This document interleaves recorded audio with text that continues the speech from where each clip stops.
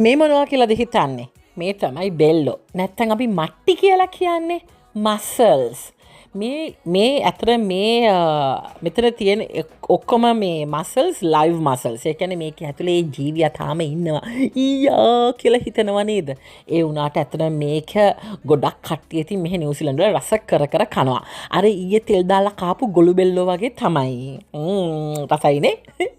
ඉතින් දැන් මේ ලයිව් මසල් එක ඇතුලේ තියෙන ඒ මීට් ඒක ගන්න කොහොම දන්නවද උයන්නේ බටර් ටිකක් දාලා සුදු ලුණු ටිකක් දාලා වයිට් වයින් දාන්න පුළුවන් දාලා මේක ලිඩ් එකකින් වහලා හොඳට බොයිල් කරන්න ඕනේ. එතකොට මේ පියන ඇරෙනවා.